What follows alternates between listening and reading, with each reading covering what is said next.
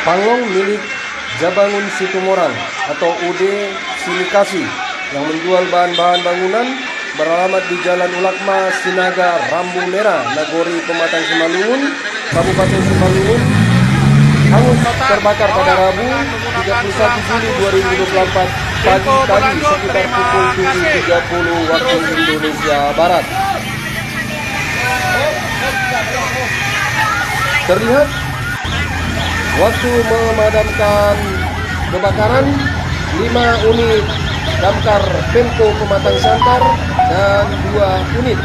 damkar PT STTC dan 1 unit damkar dari Pemkab Simalungun turut dalam pemadaman kebakaran. Dan tampak Dari Rambung Merah, 2 unit Tohang damkar Pemko, 2 unit damkar Pemko